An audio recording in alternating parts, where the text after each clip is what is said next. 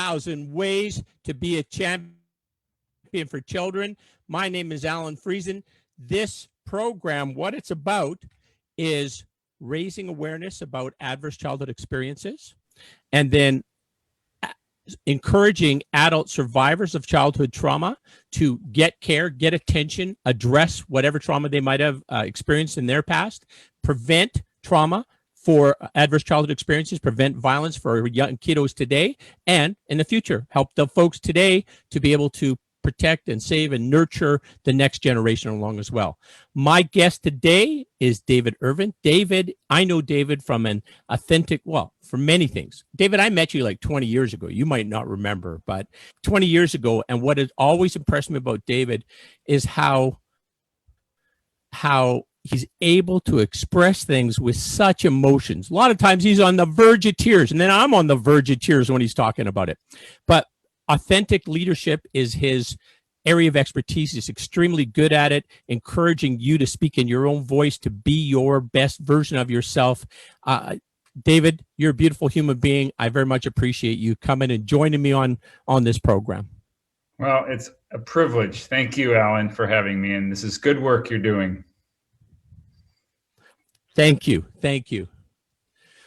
So I don't know if I totally elucidated this for you before, but my hope is to create kind of a network of caring adults who will augment the relationships with kiddos, because parenting is hard in normal times, but in these times, parenting is even that much more difficult.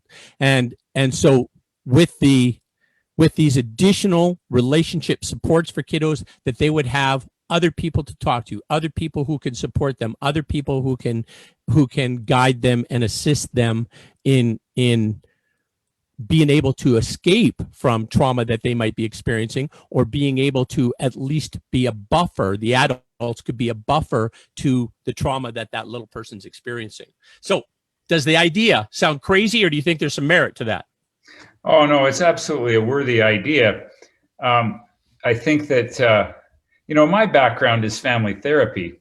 So before I got into the leadership development field, I was a family therapist for 10 years and worked a lot with kids in trauma. And then when you're a leadership development person that's helping leaders develop their impact, and you begin to understand where did their leadership come from, so much of our challenges in life and opportunities stem from the trauma that we've experienced. So your vision of really supporting kids today and creating a champion for every kid needs a champion. Every kid needs a champion.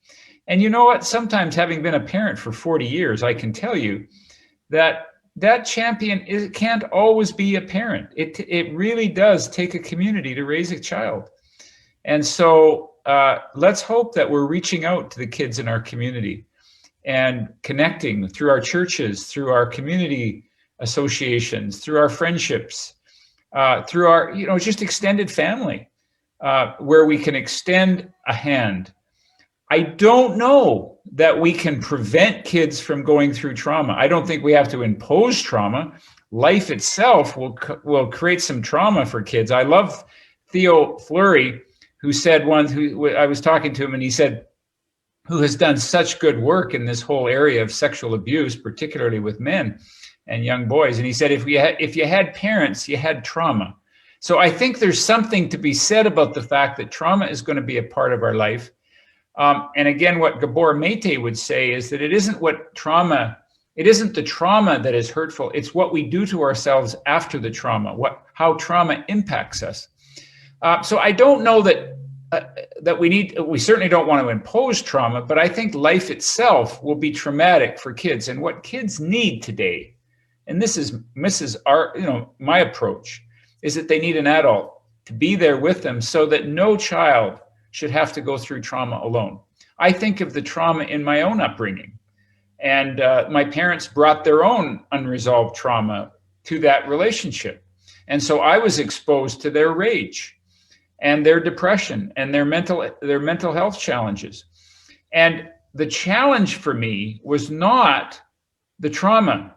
the challenge for me was that I didn't have anyone to process that trauma with. So I went through it alone. And it split from my authentic self that I was born with, that I was born as a destiny to express in the world. I separated from that. And that's what was so harmful to me growing up, is not having an adult there as a champion to process it with me. And, that's to me, the work you're doing, is that no child should have to go through this alone. When you were, sorry. We got a little bit of a lag there, David. I sort of stepped on you there. I apologize. No, you're good. I just was going to share another quote with you. This very smart woman said, parents, no matter how well-intentioned, will always be both a blessing and a curse to their children. That was your mom's words, wasn't it? If I recall correctly, something like that. I found that quote in her journal after she passed. And I think what she was really referring to is that, what she was hoping for is that I would take the blessing and appreciate the blessing, but take the curse also and use it as a grain of sand over time to turn it into character and an understanding, so that I could help me make it into being a better person. And I think that's our work, is to heal from that trauma, to work with that trauma. And my experience, and again, I would never impose the hell of trauma on anybody. That absolutely, we need to work at stopping that. But my experience is the healing process. I couldn't do the work that I do today had I not had to face the trauma that I went through and heal from it. And really, as we say in the trauma work, which I've done a lot of work with in this area, what we say is you got to look the dragon in the eye and really face it with support at some point in our life, because you will either internalize it and you'll take it out on yourself, or you take it out on other people. And, as we say, Alan, violence is what happens when we don't know what to do with our suffering. And so if we're not able to face our suffering and be with our suffering and get supported through our suffering, we will either cause suffering somewhere in the world, either our own, or we'll put it onto somebody else, which is the cause of why we continue to have generational trauma. Mm-hmm. You had mentioned Gabor Mate, and one other thing that he had said that he's saying about people experiencing trauma, and then the first question he asks is, who did you tell? And then depending on who did they tell, what did they do, right? And a lot of times they don't tell anybody because there's so much guilt and shame associated that they believe that they were the cause, like they were insufficient or somehow defective, and they were the cause of being traumatized like that, right? Which is, I think, a really important thing to address for an adult survivor of childhood trauma, that, hey, like, replay this little scenario in your mind in terms of when you decided that you were not enough, and let's have a little refresh on that, see if that still makes sense. Could have been a very insensitive word, a very insensitive act from an uncaring or unthinking parent that you're stuck for decades later. You believe somehow that you're not enough, right? I think that's the way I see it, as that it could happen. Well, you see, here's the thing, Alan, is that human beings are meaning-making machines. Our life is about making meaning. And our brain operates that way because that's how we develop, that's how we cope, that's how we survive in the world. It's what's necessary in our development.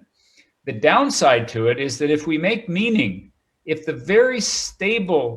trauma is imposed by our parents, and the very security, the very foundation that we stand on as children, which is our parents, if that very foundation turns on us, it's very difficult to not make the meaning that there's something wrong with me. I caused this. I didn't do enough. And so what the role of an adult is absolutely to help children shift the way that they make meaning out of their experience. They can't change the experience per se, but the experience will change if children can begin to make a different meaning out of it. If an adult could say, this has nothing to do with you. This is the pain that your parents are in. This has nothing to do with you. And if children can begin to get that reframed for them, but if every trauma in our life, if we could have someone come and be with us and support us and put their arm around us and help us reframe that ordeal, trauma would not have the impact. It would just simply not have the impact that that never happens. So we do it alone. We go through it alone. We make up stories alone. We make up a belief alone. And then we have to process it at some point in our life, because you can't escape the impact of trauma. It'll impact your body. It will impact your whole entire life. And then you will extend that onto other people. But you can change the meaning that you made out of it. And it will create, as we say, you create a different past. Mm-hmm. Just by readdressing, rethinking that through, and having a support of somebody to guide you along that process. What did this really mean for you, and how does that impact you today? Yeah, that's beautiful. And there's a variety of resources, therapists, 12-step support groups, mentors, coaches, confidants, people that can help us reframe this. But if you escape the work, you'll pay a price somewhere. You will cause suffering somewhere in the world, because it will get into your body in some way. Right. Can't run right. from it. And certainly the body keeps the score by Vessel Bandencook, is that his name? And the Gabor Mate's writings, and Eckhart Tolle's writings, and all of those, and the whole ACEs research certainly bear that out, right? If you've had trauma and it's been unresolved, your potential for a whole host of other health concerns is huge, right? If you have not addressed what that trauma is in your life, right? You pay a price for it somewhere. You either pay a price now, or you pay a price at some point in your life. Yes. Yeah. Exactly. But the hope is we can do something about it, that we're not left victims of our trauma, that we can actually heal from it. But the sooner we can help people, whether they're young people or our neighbors, the sooner we can support people through that, the better. Now, oftentimes we build walls around ourselves and we're not open for that support, but we got to keep trying. You got to keep doing this work that you're doing here, Alan. Thank you. I know that I was in on a presentation through my Rotary group it's called Real Talk, and Real Talk is a provincial organization, and it's about recognizing people who are experiencing violence, and then basically just being aware of it, empathetic, and listen, like be able to offer, hey, are you experiencing violence right now? Are you safe? Is there anything I can help you with right now to keep you safe, right? That kind of a conversation.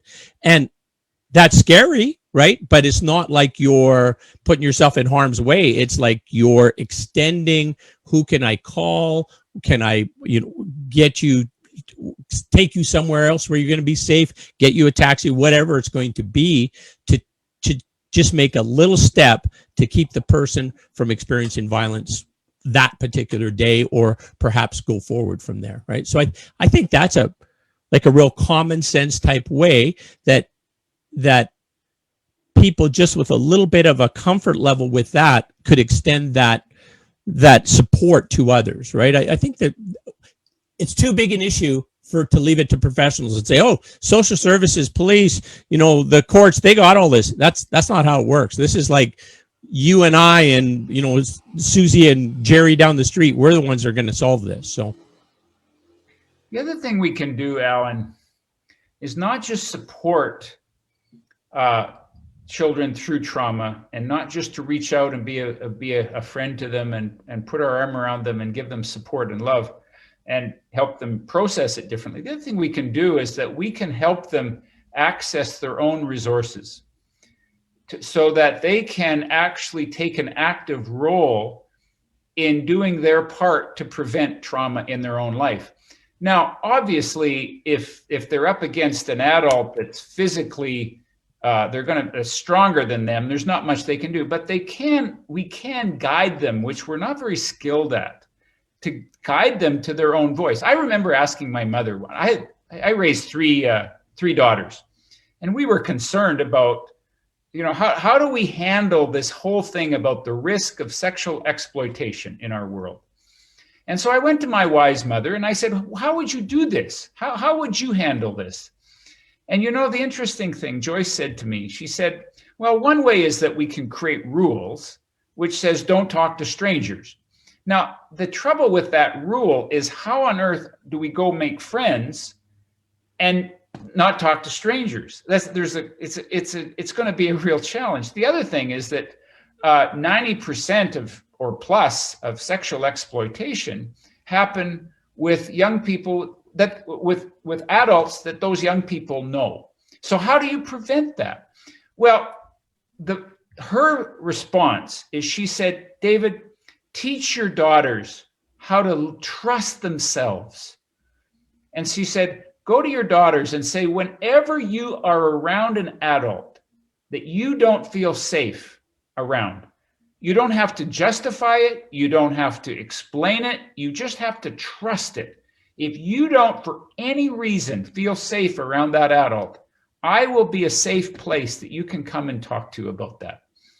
And that I will not doubt you if you come and tell me that you don't feel safe. And I think we can create an opportunity. I think kids are so intuitive, but we teach them by rules, and then we train them to not trust our own voice. And then they end up in a coaching session with me at the age of 45 and say, what do I want to do with this next chapter in my life? And they've never learned how to trust their own instinct and their own intuition, their own, what I call, authentic voice. So we can guide children and each other to that inner, so that we become an inner authority to say, no, it doesn't feel safe around you, and I don't want to spend time around you, and trust that. It has power, and it helped. It got me through raising three daughters, and hopefully that they're good, strong young women now who really do trust themselves. And you don't mess with those girls, I'll tell you. I believe that. I have no doubt. But you're back to your idea about like trusting your intuition. Very, very important. And a lot of times kiddos they're told to, go kiss Uncle Phil. Yeah, just don't, and the kid's scared, right? And the parent, like, to maintain other relations, kind of doesn't listen to the fear or the concern or the ickiness the child is experiencing, right? Which really, it kind of comes down, you said about the parent being, hey, I'm your backup. Like, if you don't feel comfortable here, I'm with you, right? But I think sometimes it goes the other way. I know certainly I was told to go kiss some adult or hug somebody that I really didn't feel comfortable with when I was a little person. And they weren't bad people. Just there was something about it that I didn't like at that time, right? And I think we have to kind of honor that little person in terms of their personhood, their body, that it's up to them to kind of who touches them and where, right? So, yeah. Yes, and kids know this. We all know it. We just have trained ourselves. It's like all of us are artists, but all of us are creative. But we train ourselves by our rules and our old beliefs that we're not. And all of us are connected to this inner self, deeper, whatever you call it, self, soul, spiritual self, whatever, your higher self. And we just, we can really help connect with that, help young people connect with that self. Kids know when they don't feel safe. And we really need to honor that. Yeah. Yeah. Yeah, when I was listening to a course that I was taking about kiddos, and one of the things they said, an adult's job is to believe. That's it. Adult's job is to believe. Whatever that child says, they're going to believe it, and they're going to, protect that child or act accordingly from what that child says. That it's not ever going to be where it's a question mark, right? So, and I think that makes a lot of sense. I guess there are exceptions, but what motivation or incentive would a child have to to lie about being uncomfortable with somebody, right? That was a scary or an unsafe situation for them. Well, if they're actually lying about this, which from my experience is pretty rare, then there's a reason why they're lying about this, and that needs to be listened to. If they're out to punish some adult by lying to them, that is a huge red flag that needs to be attended to. But the first step is to, as you say, believe. Now, it doesn't mean that you have no rules in the family, that you have no structure, and that you let kids run the place. But kids need to be kids. But we do absolutely need to listen and validate what they're saying.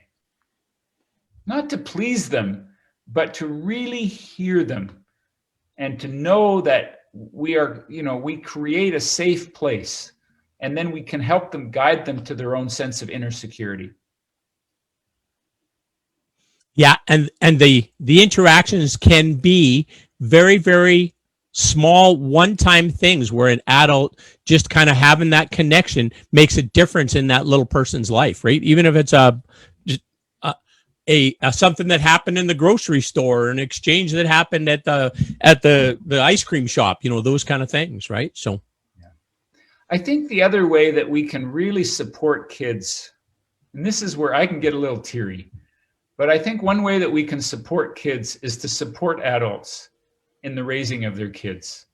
When you have a 4-year-old having a temper tantrum in a grocery store, what parent hasn't had that experience where they're being embarrassed by their 4-year-old?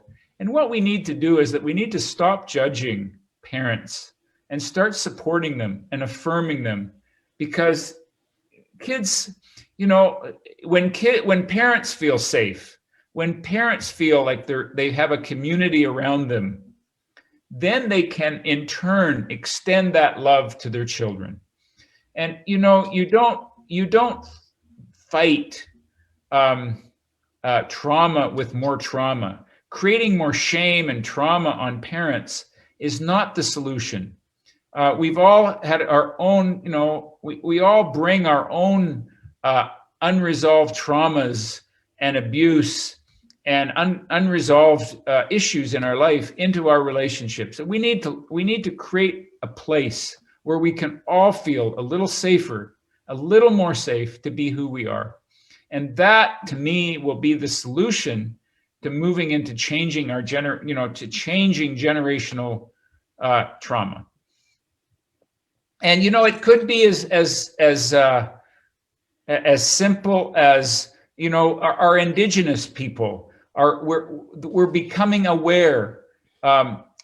Thank God that this is coming out of the closet, and we're starting to face the trauma that we have put generationally onto our indigenous people. And so it's a matter of seeing someone that's different than you and really understanding them. Just like we talked about kids, that kids need to be believed. We all need to be believed, especially if we have felt like we are a minority in our world, especially if we have felt diminished culturally. We have an opportunity to change that in every interaction that we come across. Yeah, you bet. And that's super, super important that we address that and get the healing part started now. A lot of Canadians are just learning for the first time about residential schools, right? And when I was first told about it, I didn't believe it. There's no, that couldn't happen in Canada. Oh, well, then they were doing it for the indigenous, for the benefit of none of that's true. We were horrible, horrible human beings. Well, we didn't regard our indigenous people as humans, right? That's the reality of it. We regarded them something less than, and that, for 6 generations tried to very blatantly destroy their people and their culture. It was sad situation that we find ourselves in. We're not alone, but that doesn't make it right. Other Australia and New Zealand, and they've had very, very similar type circumstances as well, right? So we all got to do our part to heal this thing. And this is what you're doing, Alan. You're doing your part, and I'm glad to make a contribution here. Oh, well, I very much appreciate it, David. I admit to you sometimes when you're incompetence, when you acknowledge your incompetence, it actually pays off. Dig this. I'm a big brother, right?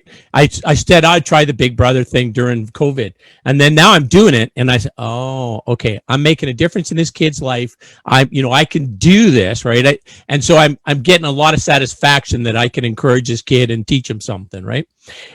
But in doing that, I've become aware that I'm not always a very good example. There's some things I do, a little too fast, not enough detail, a little too jerky, blah, blah, blah. So now I'm not, most people would try and change, right? They've identified something, a character flaw, and they try to change. No, I don't want to change anything. So I'm attracting other people to come in and help teach this kid the right way. So I think this is great because I'm expanding who I'm dragging into this kid's, not dragging in, who I'm encouraging in this kid's life. And so I'm going to have my friend John teach him how to weld. I'm going to have my friend Steve show him how to do a R&R on a transmission. I'm going to have my friend Walter lend me a backhoe and have my brother Murray teach the kid how to run the backhoe correctly because I could do it, but I'm jerky and not easy on the equipment. So I get him the best educational experience, if you will, this best exposure, and I don't have to change. Hallelujah. I'm pretty happy about that. Alan, that's fantastic. A mother can only go so far with her son, and young boys need a community of men around them. And what a beautiful gift you're giving this young man to expose him to this kind of positive role models. I'm very touched to see this happening.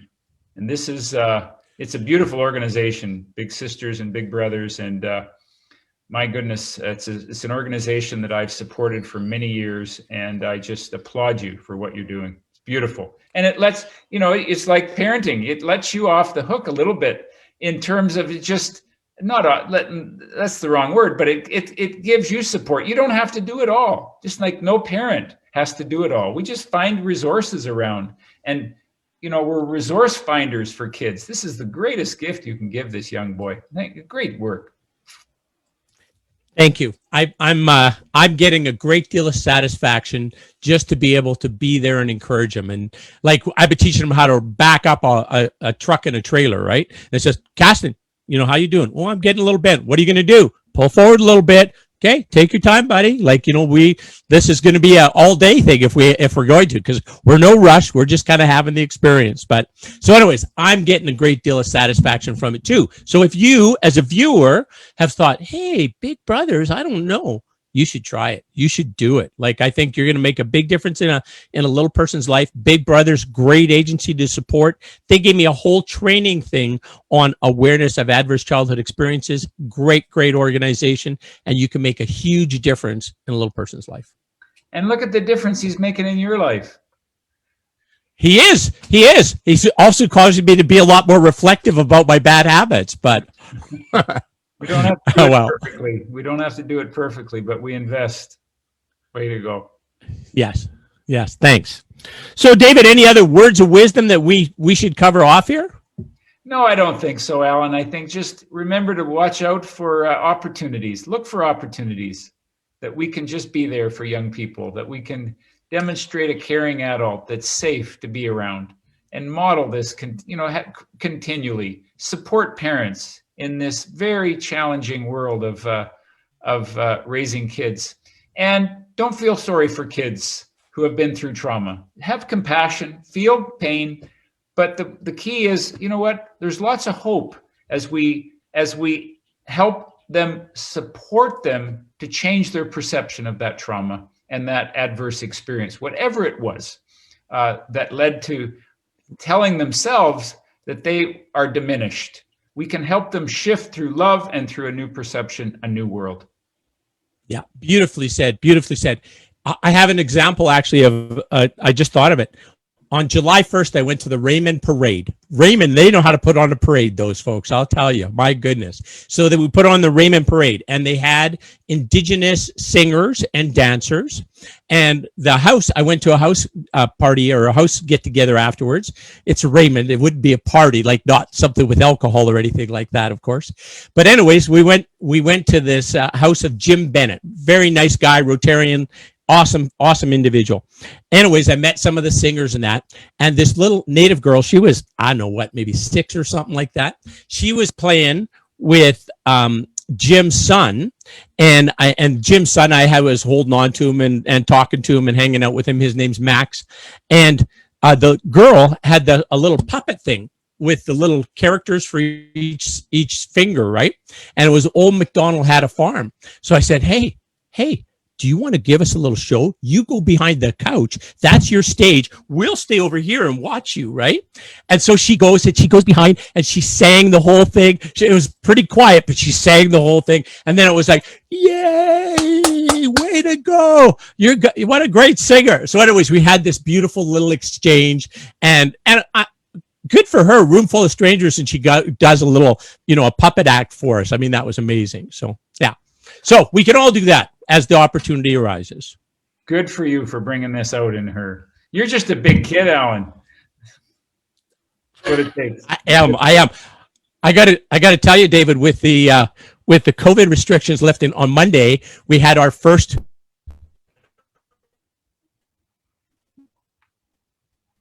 live Rotary meeting. Everybody said, "Hey, I can see your oxytocin levels are low."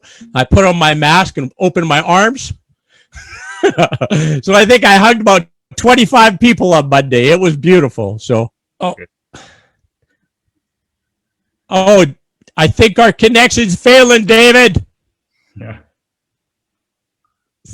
Thank you so much. Okay, Alan. Take care. Keep up your great work. Okay. All right. You too, my friend. Thanks.